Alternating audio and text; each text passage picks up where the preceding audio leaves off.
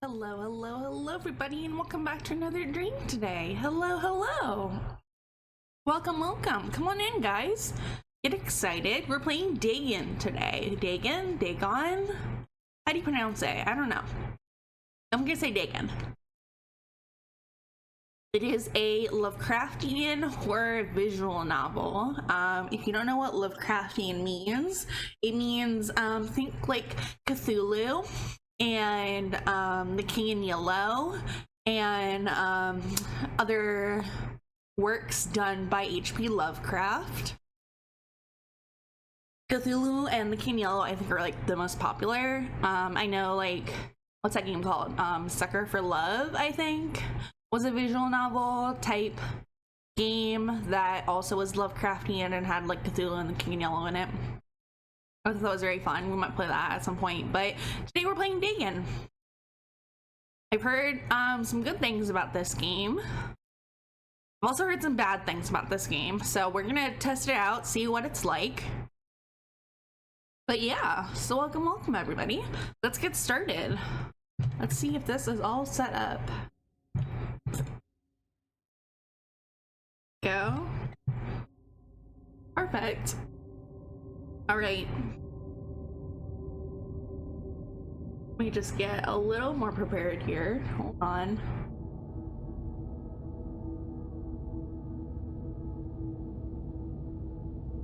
I have to clean my glasses so I can see properly, so I can see all the spooky things. There we go. All right. So I don't know very much about this game. I did read on reviews that this game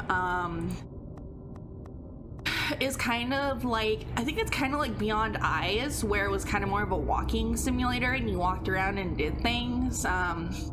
Mostly was about walking around. I think it's kind of similar. I think it's mostly about walking around. But there's like story elements and there's like things to talk about with like visual novel aspects and things like that. So we'll see how it goes. Let's jump into it.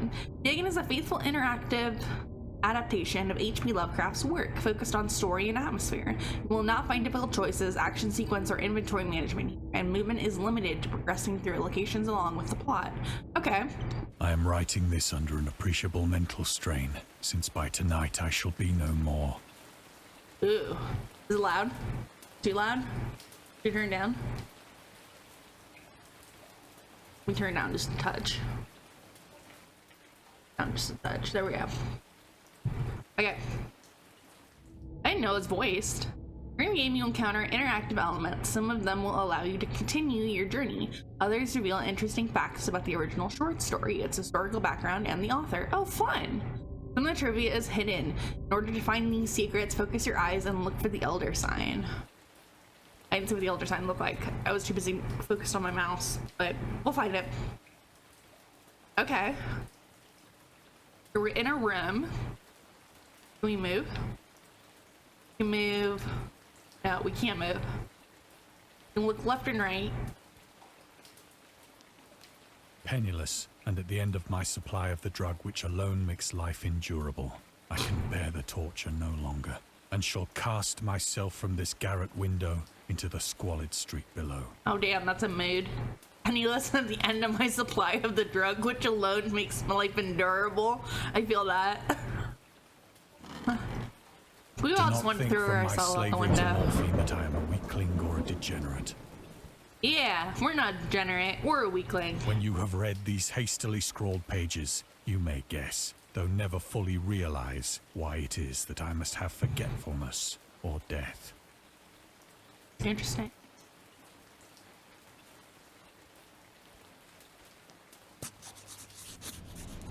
What is this? What are we touching? It was in one of the most open and least frequented parts of the broad Pacific that the packet of which I was supercargo fell a victim to the German. Oh, is it not playing? Hold on. Is it not playing? It's supposed to be catching it. Is it not working? On the stream it says it's not working. It still says we're on the intro scene. Hold on. This properties automatic. Capture. Reset it.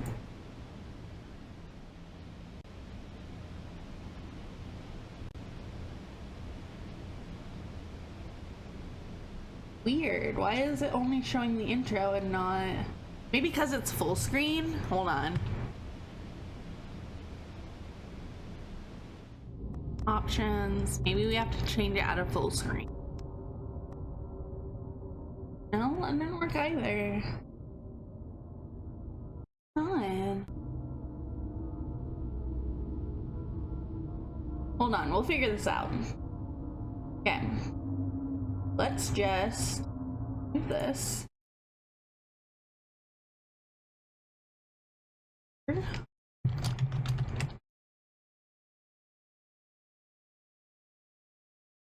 And audio. Okay.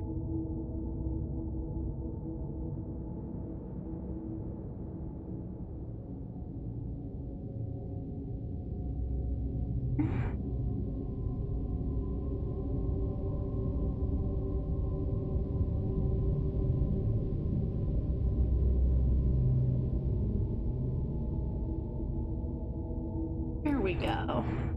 Hopefully it's working.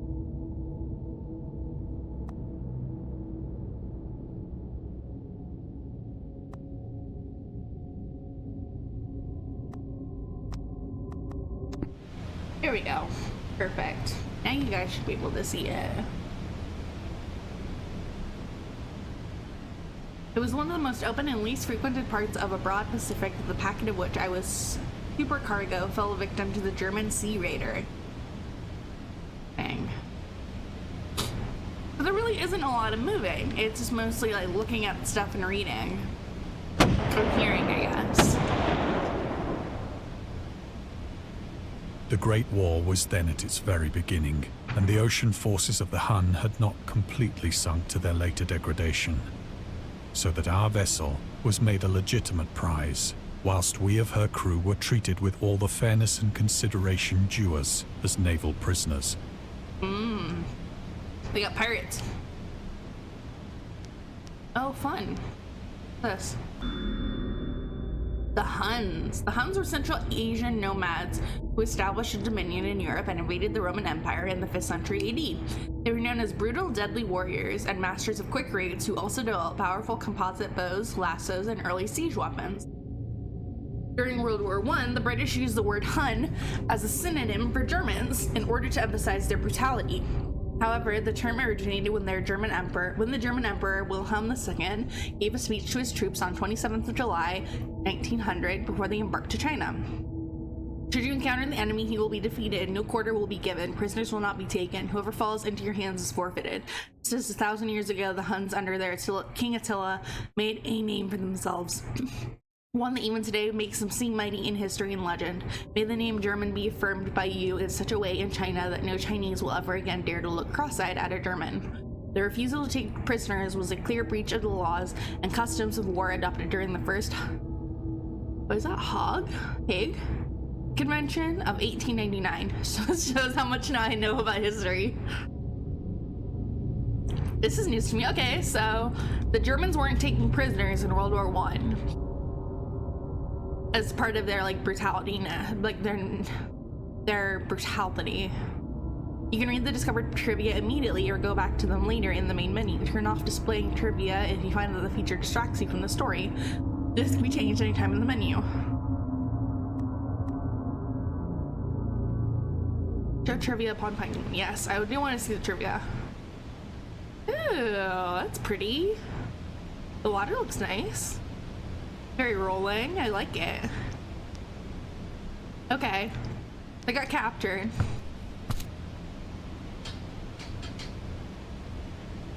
So liberal, indeed, was the discipline of our captors, that 5 days after we were taken, I managed to escape alone in a small boat with water and provisions for a good length of time.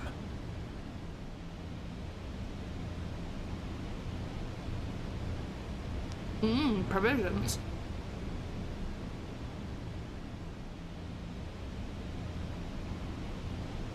Let's get out of here. Let's skedaddle. When I finally found myself adrift and free, I had but little idea of my surroundings. Never a competent navigator, I could only guess vaguely by the sun and stars that I was somewhat south of the equator. Okay. Of the longitude, I knew nothing, and no island or coastline was in sight. Is this more preferable? I guess, I'm being prisoner.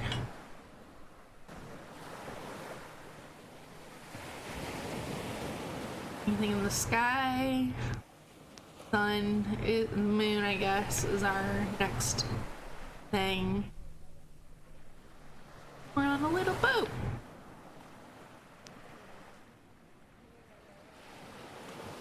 The weather kept fair, and for uncounted days I drifted aimlessly beneath the scorching sun, waiting either for some passing ship or to be cast on the shores of some habitable land. Water. But neither ship nor land appeared, and I began to despair in my solitude upon the heaving vastness of unbroken blue. Damn. The change happened whilst I slept. Its details I shall never know, for my slumber, though troubled and dream-infested, was continuous. Whoa. Is that a squid?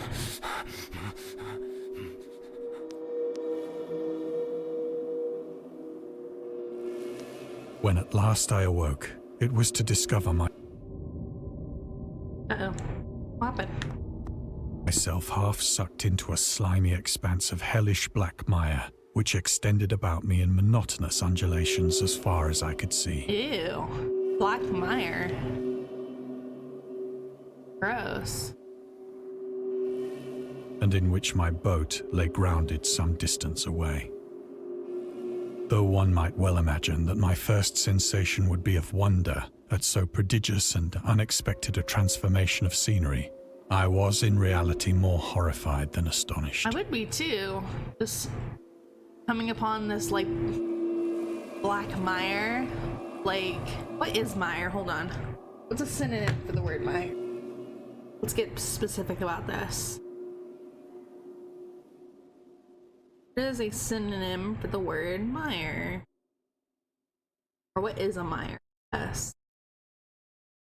Is a stretch of swampy or boggy ground. That's what I thought. Caused to become stuck in mud. Okay. So he was out in the ocean and then all of a sudden he was surrounded by mud. Black mud. So okay.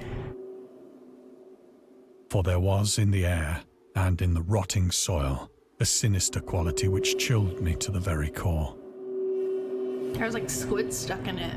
The region was putrid with the carcasses of decaying fish and of other, less describable things which I saw protruding from the nasty mud of the unending plain. Perhaps I should not hope to convey in mere words the unutterable hideousness that can dwell in absolute silence and barren immensity. There was nothing within hearing and nothing in sight save a vast reach of black slime. Yet the very completeness of the stillness and the homogeneity of the landscape oppressed me with a nauseating fear. The sun was blazing down from a sky which seemed to me almost black in its cloudless cruelty, as though reflecting the inky marsh beneath my feet.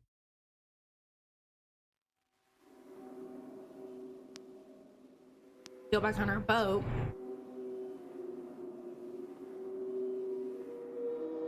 Let's go check out our boat. Ew, I don't like the squelchy sounds. As I crawled into the stranded boat, I realized that only one theory could explain my position. What happened?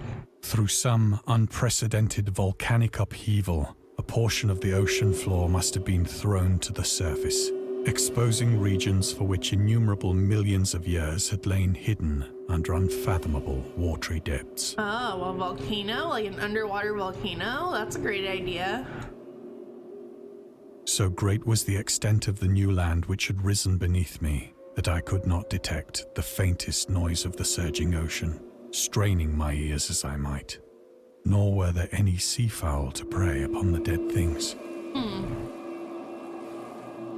So there's no birds, which means no trees.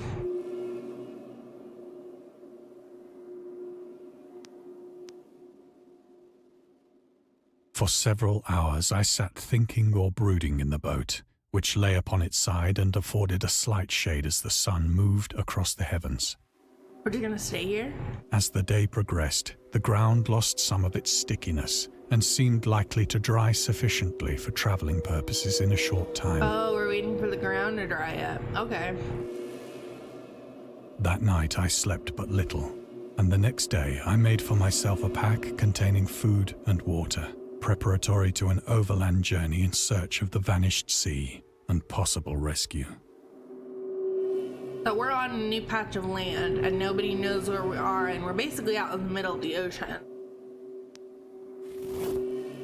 On the third morning, I found the soil dry enough to walk upon with ease. The odor of the fish was maddening, but I was too much concerned with graver things to mind so slight an evil, and set out boldly for an unknown goal. An unknown goal. Right. Something that way.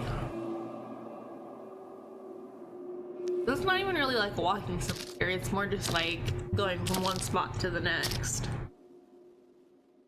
All day I forged steadily westward, guided by a faraway hummock which rose higher than any other elevation on the rolling desert. What's a hummock?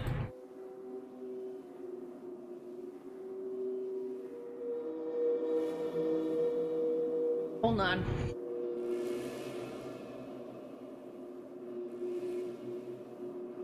What's a hummock? It is a hummock. A small, low, rounded mound, hillock, or ridge, usually measuring less than 15 meters or 50 feet in height. These features are commonly found in, but not limited to, Arctic regions, as piles of broken sea ice, or in wetlands as elevated, wooded, or vegetated areas. Okay. Oh, so that in the distance is the hummock. Also, we're trying to get to. Makes sense.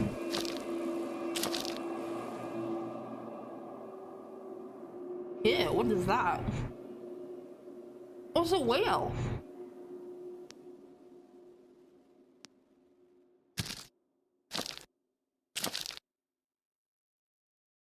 That night, I encamped, and on the following day still travelled toward the hummock, though that object seemed scarcely nearer than when I had first espied it.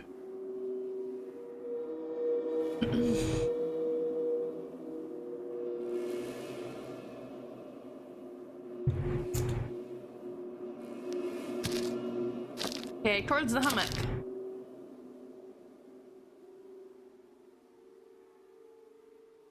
By the fourth evening, I attained the base of the mound, which turned out to be much higher than it had appeared from a distance. An intervening valley setting it out in sharper relief from the general surface. Too weary to ascend, I slept in the shadow of the hill. I know not why my dreams were so wild that night, but ere the waning and fantastically gibbous moon had risen far above the eastern plain, I was awake in a cold perspiration, determined to sleep no more. Such visions as I had experienced were too much for me to endure again. And in the glow of the moon I saw how unwise I had been to travel by day. Without the glare of the parching sun, my journey would have cost me less energy. Indeed, I now felt quite able to perform the ascent which had deterred me at sunset. Okay. Picking up my pack, I started for the crest of the eminence. The eminence. The crest. Oh, my bag. I have said that the unbroken monotony of the rolling plain was a source of vague horror to me. But I think my horror was greater when I gained the summit of the mound and looked down the other side into an immeasurable pit or canyon. Oh. Whose black recesses the moon had not yet soared high enough to illumine. I felt myself on the edge of the world, peering over the rim into a fathomless chaos of eternal night. Through my terror ran curious reminiscences of Paradise Lost, and of Satan's hideous climb through the unfashioned realms of darkness. As the moon climbed higher in the sky, I began to see that the slopes of the valley were not quite so perpendicular as I had imagined. Oh, okay. It's a pit. Ledges and outcroppings of rock afforded fairly easy footholds for a descent, whilst after a drop of only a few hundred feet, the declivity became very gradual. Go this way. Down, down, down we go. Urged on by an impulse which I cannot definitely analyze, I scrambled with difficulty down the rocks and stood on the gentler slope beneath, gazing into the Stygian deeps, where no light had yet penetrated. The Stygian deeps. All at once, my attention was captured by a vast and singular object on the opposite slope, which rose steeply about 100 yards ahead of me. An object that gleamed whitely in the newly bestowed rays of the ascending moon. What is it?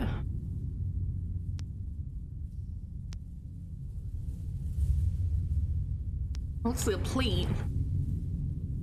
Like a rock of some kind.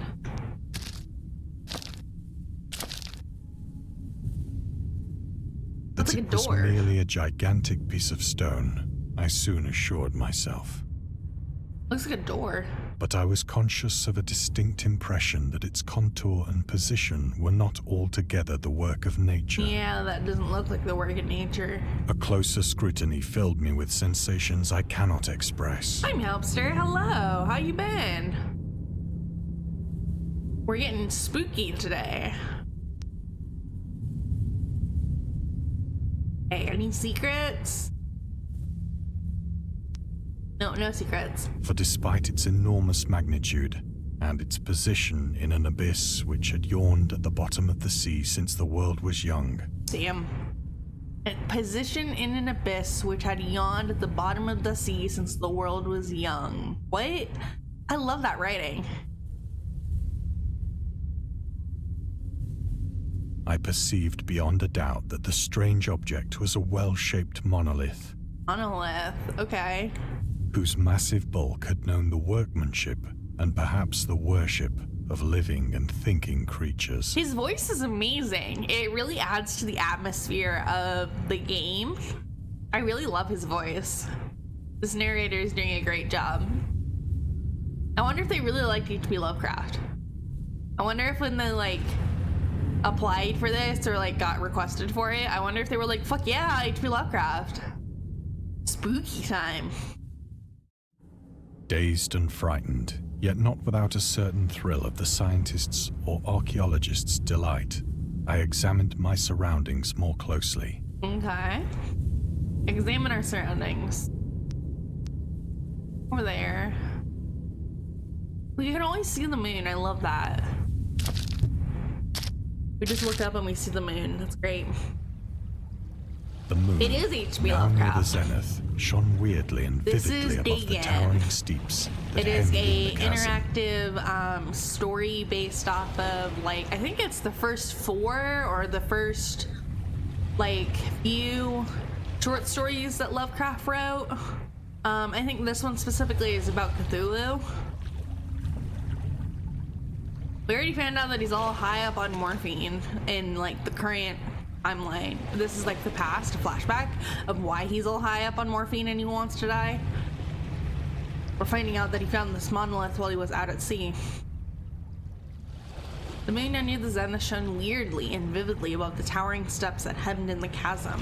And revealed the fact that a far-flung body of water flowed at the bottom, winding out of sight in both directions, and almost lapping my feet as I stood on the slope. Interesting. There's like symbols on the monolith. Do you see that? That's not just meat, right? There's like symbols on it. There's like, what is that? It's like a person in the bottom with like 3 faces and then like mermaids and then the ocean. Oh, I don't like that. I don't like that. Combining with what I know about Cthulhu, I don't like that. I don't like that at all. Look at how big this body is down at the bottom of the monolith. You can see like the head and a little bit of the body. Look how big that is in comparison to like, can you see the little mermaids above or just below the water line right there? Like, it's so much bigger.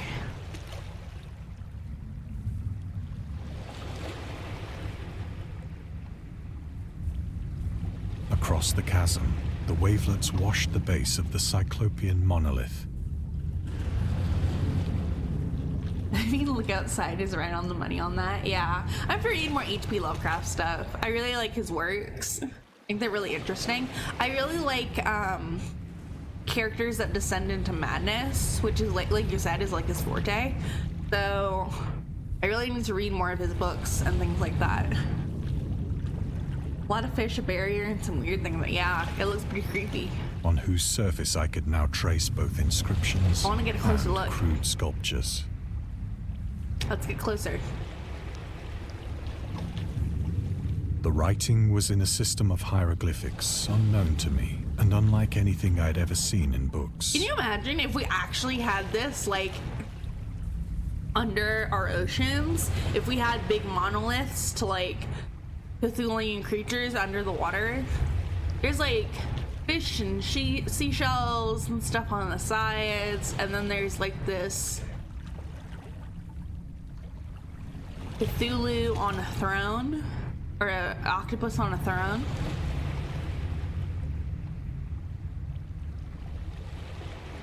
Yeah, that's a good idea. Maybe when the monolith is describing how the ocean goes way deeper than what we truly know, and only when we cross the barrier, we can see what lives inside of it. That's a good idea. That's very much reminiscent of, like, how people describe the psyche and, like, the unconsciousness as well. Is that the only way to, like, truly know about your unconsciousness is to dive deeper into it?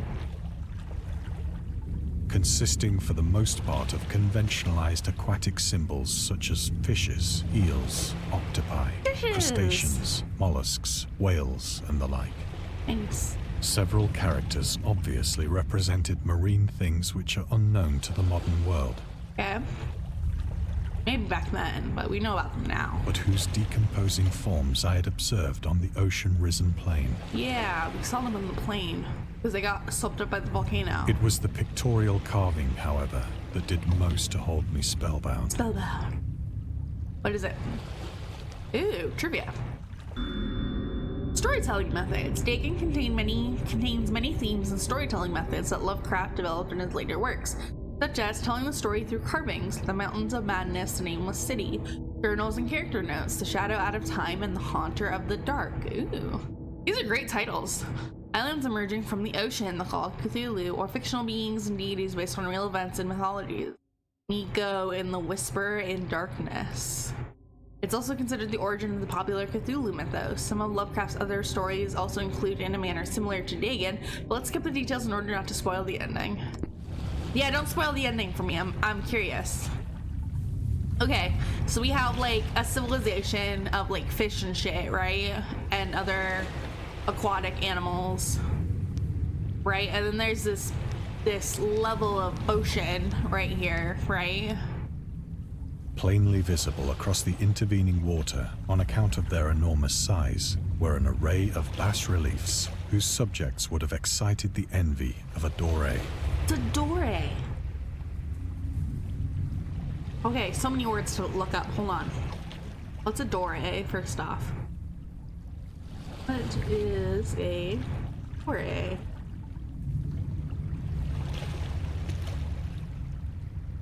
Another term for walleye. Nico makes me remember that monster in CDDA. What's CDDA? What's that stand for?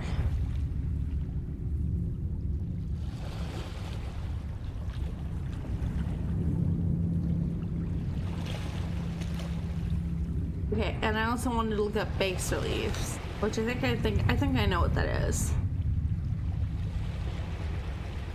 French for low relief is a sculptural technique where figures or designs project only slightly from a flat background surface, creating a subtle, shallow, three-dimensional effect. Oh, interesting. Okay, so there were impressions, like 3D impressions, whose subjects would have excited the envy of a walleye. I think that these things were fish. supposed to depict men, at least a certain sort of men. Oh yeah, mermaid people. Though the creatures were shown disporting like fishes in the waters of some marine grotto, And there's the monolith. or paying homage at some monolithic shrine, which appeared to be under the waves as well. Cataclysm, Dark Days Ahead. I've never played that game. Of their faces and forms I dare not speak in detail, for the mere remembrance makes me grow faint. Oh goodness. Grotesque beyond the imagination of a Poe or a Bulwer. A Poe or a Bulwer. I don't know what that is either. I'm assuming they're other fish. Well, Poe, is Poe a reference to Edgar Allan Poe?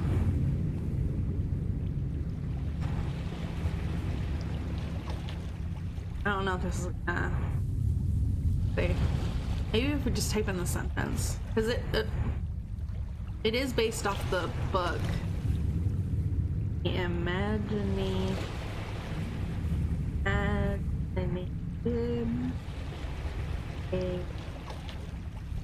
Poe or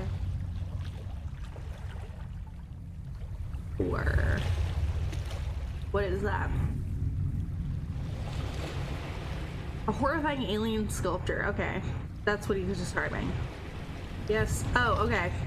Surpasses the early, dark, gothic, and supernatural tales of Edgar Allan Poe and Edward Bulwer Lytton. Okay. So I was right. He was talking about Poe. I just didn't know who the other person was. They were damnably human in general outline, It's a game about the webbed true end of hands and humans? feet, That sounds shockingly fun. wide and flabby lips. Is it aliens? They were damnably human in general outline, despite webbed hands and feet, shockingly wide and flabby lips. Ew. Glassy, bulging eyes, and other features less pleasant to recall. These guys look creepy looking. These four faces right here. Curiously enough, they seem to have been chiseled badly out of proportion with their scenic background.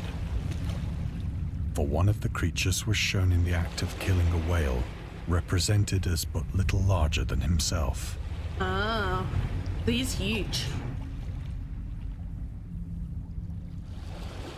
I remarked, as I say, their grotesqueness and strange size, but in a moment decided that they were merely the imaginary gods of some primitive fishing or seafaring tribe. I don't know about that.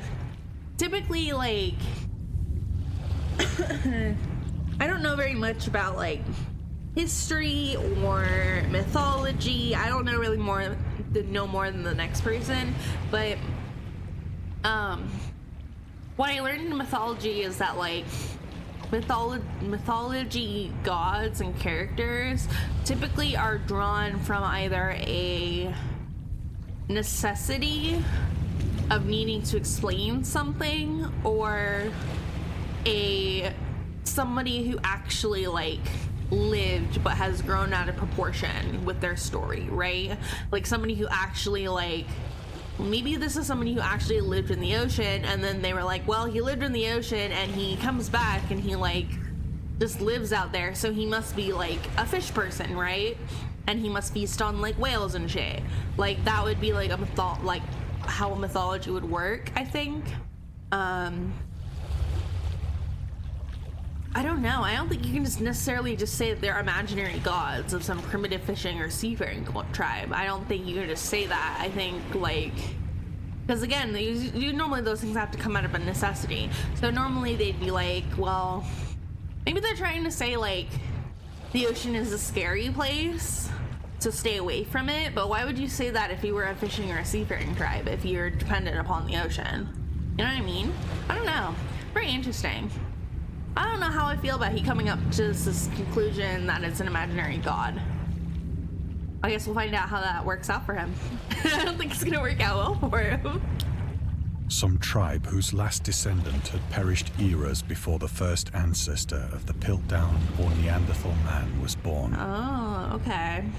So he's saying that it was a tribe whose last descendant had perished eras before the first ancestor of the Piltdown. I don't know what that is. So many words to look up. What is a Piltdown?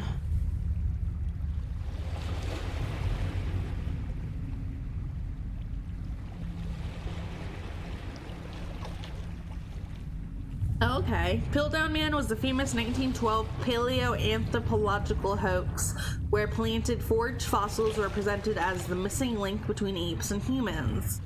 Okay.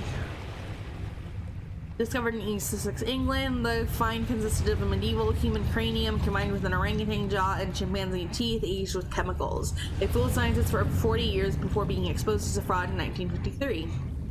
Okay. So you're saying it would be like before the Neanderthals were a thing? So things such as faith are not very present, yeah.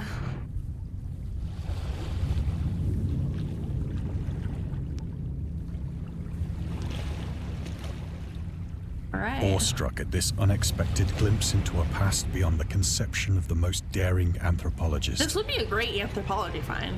I stood musing whilst the moon cast queer reflections on the silent channel before me. Then, suddenly, I saw it. What is it? I don't like it. Something's moving in the water. With only a slight churning to mark its rise to the surface, the thing slid into view above the dark waters. Oh my god, it scared me. Like and loathsome, it darted like a stupendous monster of nightmares to the monolith. They tried to logically explain things that are not amount of reasoning can explain, and that's why he goes crazy. Yeah, that makes sense.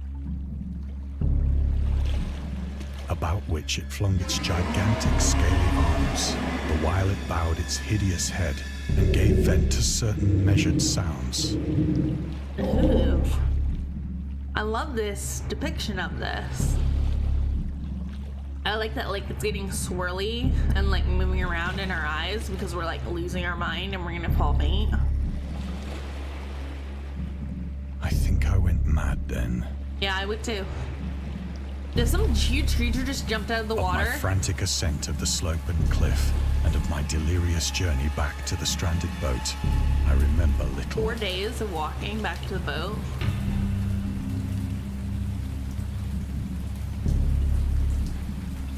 You did go insane, look at that.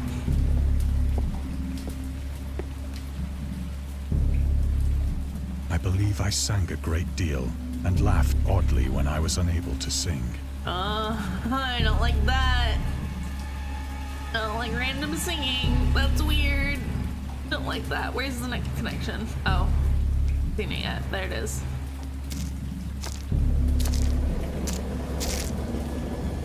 This is spooking me out. I have indistinct recollections of a great storm sometime after I reached the boat. At any rate, I know that I heard pearls of thunder and other tones which nature utters only in her wildest moods. Oh, is that lightning?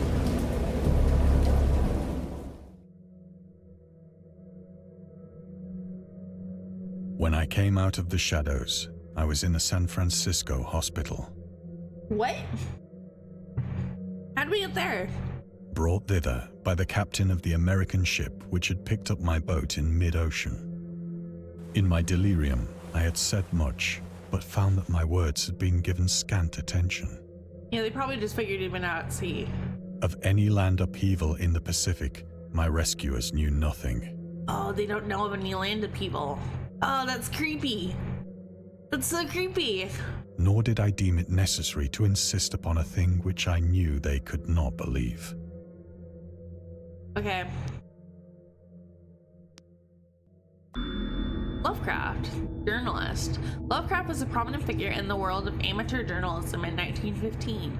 He started publishing his own journal called The Conservative, which included political and social commentary, poetry, short stories, and literary criticisms written by him and other authors.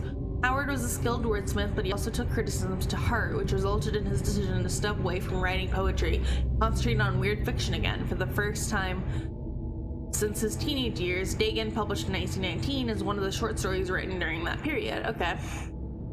Is his first name Howard? What a name. In this example excerpt from The Conservative, the master of horror fiction explains his attitude towards warfare and the idea of world peace. Any sane human being can believe in the possibility of universal peace is more than the conservative can fathom. Should the entire civilized world agree simultaneously to disarm, one or more nations would undoubtedly retain secret armaments and at the proper time take advantage of their more altruistic and less astute contemporaries in a wild career of conquest against unarmed victims. Wow, that sounds really familiar right now. No country is or ever can be above warfare until the basic impulses of human animals shall have miraculously changed. Interesting. Even back in the 1900s, they knew what was going on. Interesting. Alright, door. Did you stream today, Master? Once I sought out a celebrated ethnologist and amused him with peculiar questions regarding the ancient Philistine legend of Dagon, the fish god. Oh.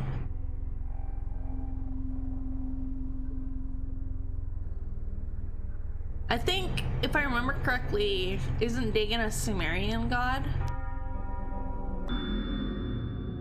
No, Philistine.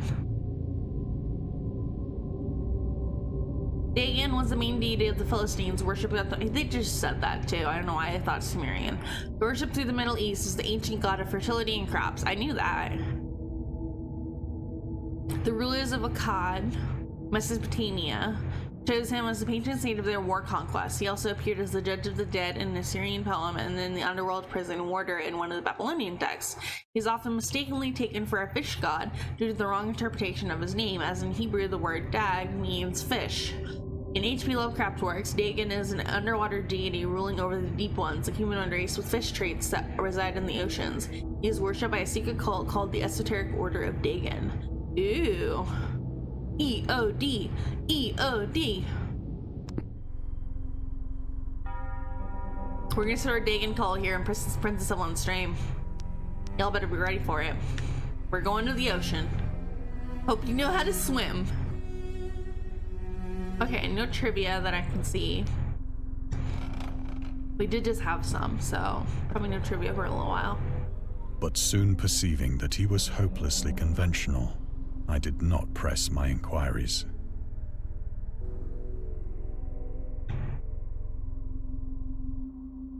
This is so pretty.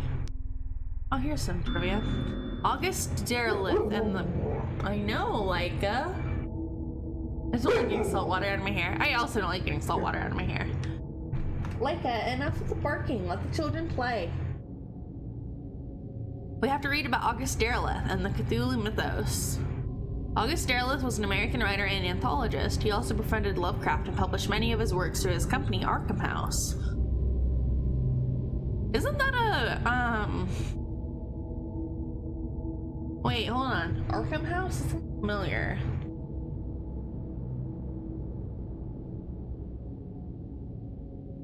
Isn't that a board game company? Oh, Leica.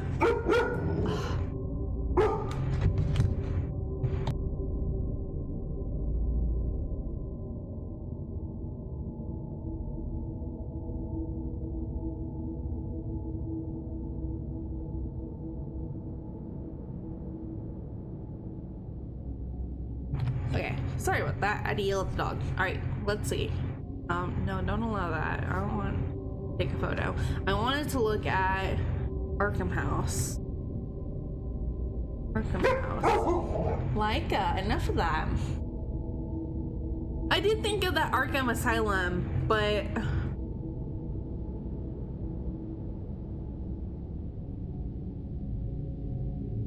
Are they still alive? Are they still doing stuff? Was, okay. For some reason, I was thinking it was a board game company. Who? Hold on, now I have to know. What company made Trail on the House on the Hill? At the House on the Hill. Who made that? Wasn't it by a company called Arkham something? Details. Avalon Hill. Okay, I was not right. Published by Avalon Hill. Okay. They just started similarly. I was wrong. I was so wrong. Okay. Arkham House. Although he greatly contributed to the popularization of the author's works after his death, he is surrounded by numerous controversies. One of his most questionable decisions involved introducing the good versus evil doctrine.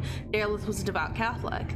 To the Cthulhu mythos, which contrasted with Lovecraft's view of the world and his approach to cosmic horror. As a result, the author's works are often misunderstood and misrepresented in today's culture.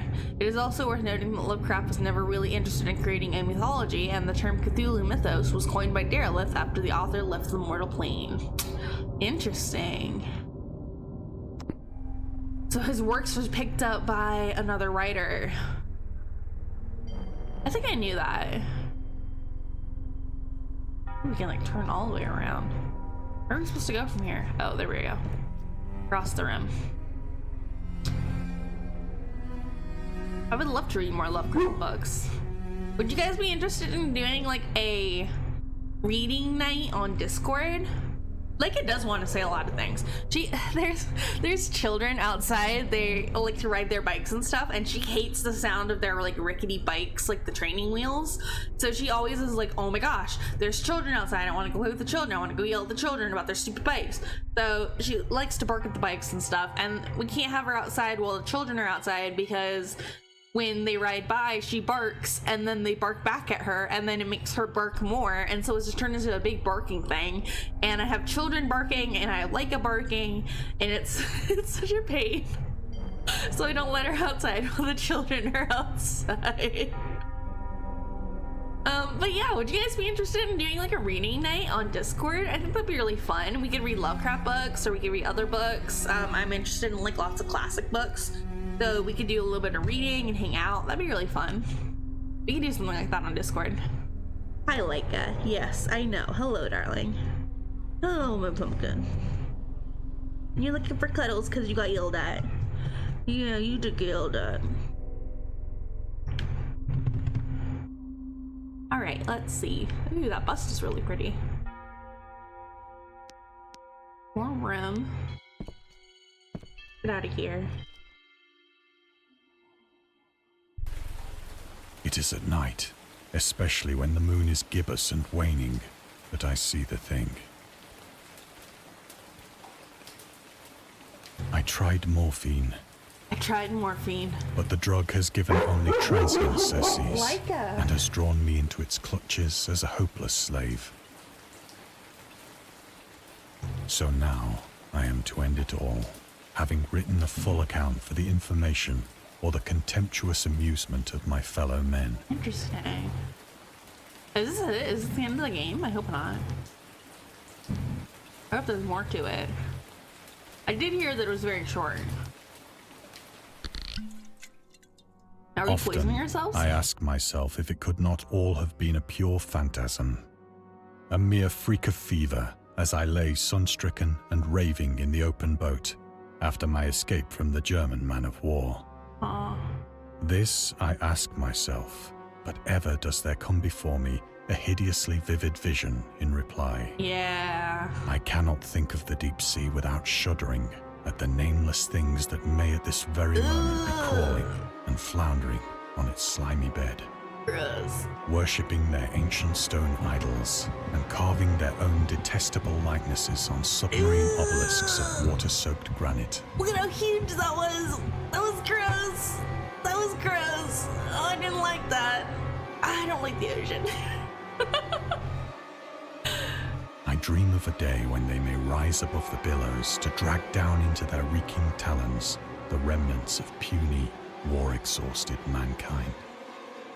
Oh, I can only hope. I can only hope that we have a day where our Cthulhian gods come up to land and are like, you fuckers with your stupid wars, you don't even know what real power is. Oh, I can only hope. Of a day when the land shall sink, and the dark ocean shall ascend amidst universal pandemonium. Yes, yes, please.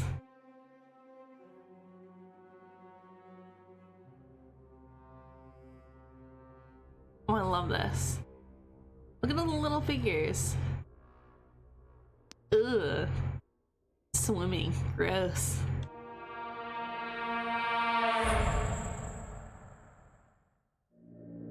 The end is near. I hear a noise at the door, as of some immense slippery body lumbering against it. Ugh. Oh, he put a thing against the door. Oh, it's so creepy. Okay. Don't open the door. It shall not find me. Yeah. Don't open the door. Don't open the door. Oh no! God, that hand!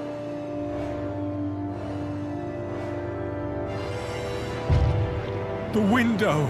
The window! To the window! To the wall! To the window! To the wall! Till the sweat runs down my balls! Oh, ski, motherfucker!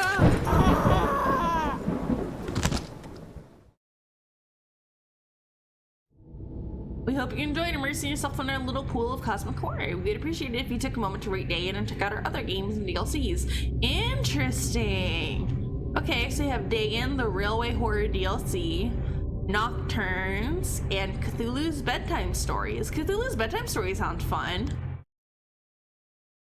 Is there... This was a really interesting little visual novel. I really enjoyed this. You punks been out here making noise, not letting me sleep. Now you gonna get it. Interesting. All right, let's see. Can we find Cthulhu's Bedtime Stories? Because I think that would be really fun. Is this loading? What is this doing? Oh. And scary stories have been accompanying men for centuries. They have many faces and forms. But what is their purpose? Why do we enjoy being afraid so much? During our therapy, I'll try to I know, like, it's spooky. Dr. Emerson's Nocturnes will guide you through all the colors of dread. Ooh, that's something backwards there for a second. Hungry for more? Yes. Our upcoming collection of horror stories. Ah, that sounds cool. How old is this game, Dr. Emerson's Nocturnes? We missed some trivia. You can unlock all trivia in the category, but won't get associated achievements. You still have to find them during the game. Do you want to continue? No. The Railway Horror. Okay, so there was more things to see? Was I stupid? Did I miss a bunch of shit? Is there a DLC? There is. But I think they're different. Did we miss a bunch of shit? The Huns, storytelling methods, Dagon, journalist, August Derelith. Did we miss a bunch of shit? I kind of want to read the rest of the trivia. Hold on. The Witches, Nocturnes, Pool of Madness. Hold on. Let's see real quick. Let's go to Steam. Let's check out. Oh. Is Steam down? Or is it just my computer?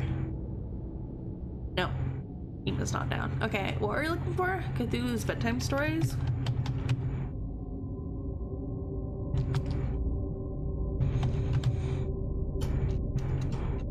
Cthulhu's Bedtime Stories. No? Okay, hold on. What if we look under the developer? Big Golem. Tell me more. They had a game called, or they have a game called Pool of Madness, which is coming out this year. Looks like it's gonna be a pool game, like with balls and shit. Let's see. They have Merciful Flames, The Witches. Experience a dark documentary based on the classic movie Hoxton. The narrator will guide you through spellbinding story, history of witchcraft, Focus, you are delving into the deepest abyss of dark magic that spread panic in the Dark Ages. Ooh, that sounds fun. Coming soon? That sounds really fun. Nocturnes is free. Where do we get that? Taking the railway hoarder DLC, that's like $4. Interesting. I want to play Nocturnes. Hold on, can we download this real quick? Oh, it's not available yet. It's releasing this year. Okay, so add it to the wish list. Interesting. Okay. So that was really fun. I loved that. That was really interesting. Let's see. Grab thy noodles, we go to the pool.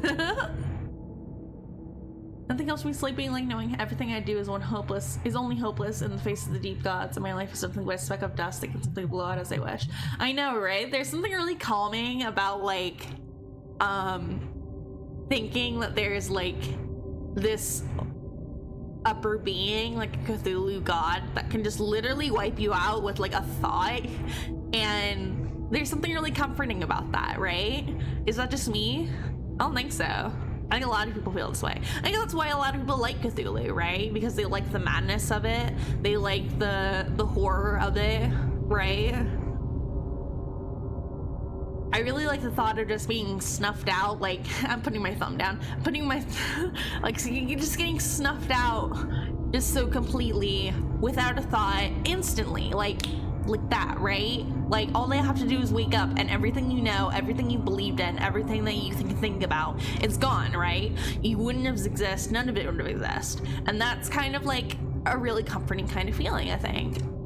I don't know, it is for me at least.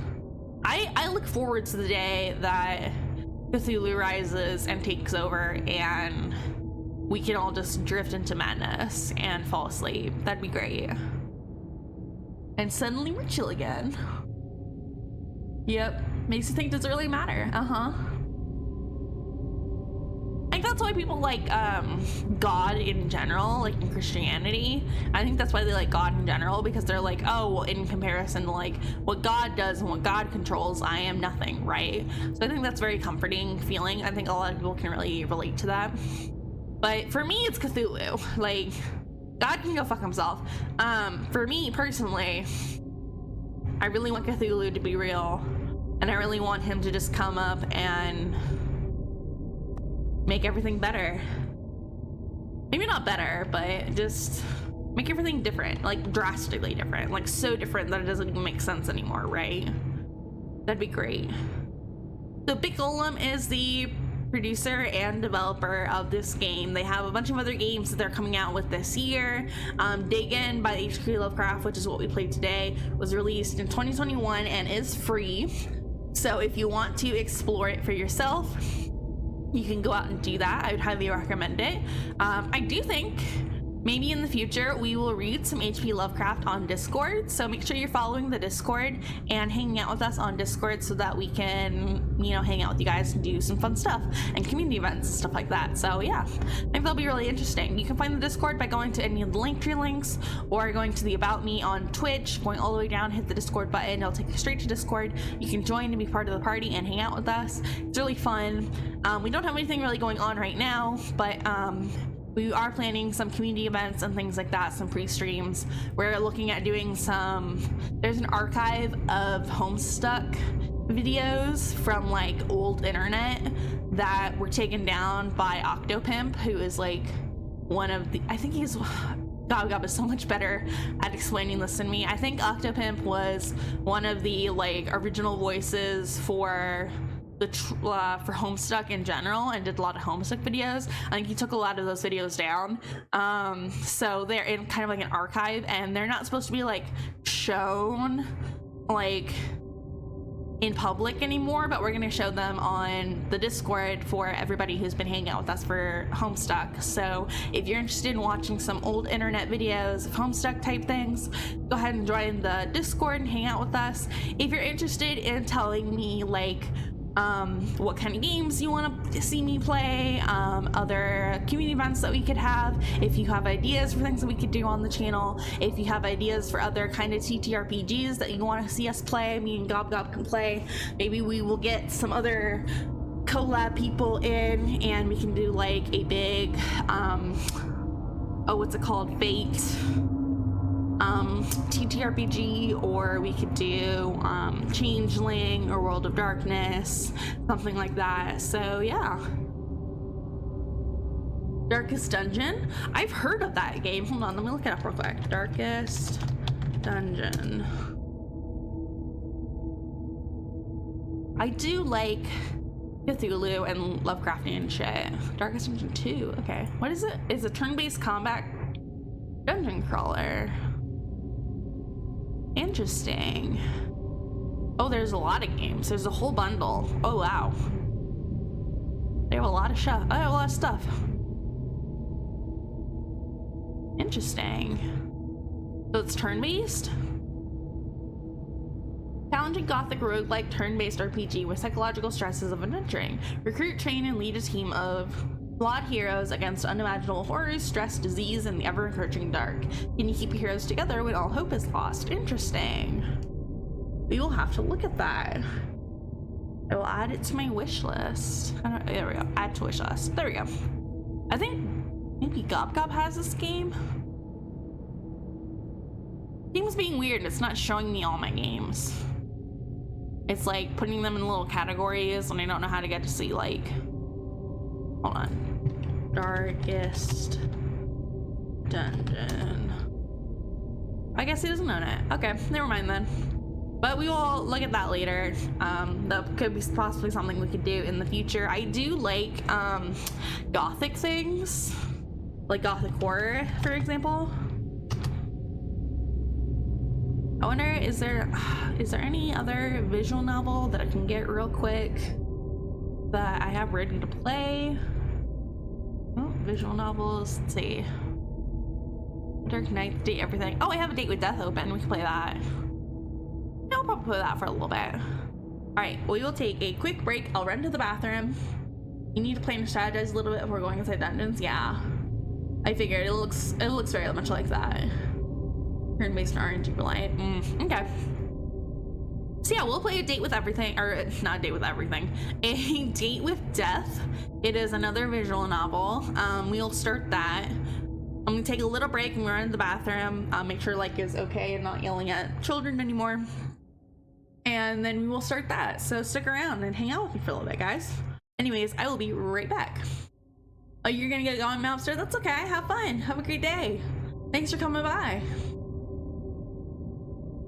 Bye-bye. All right, I'll see you guys in a second. Just give me 1 second to get ready.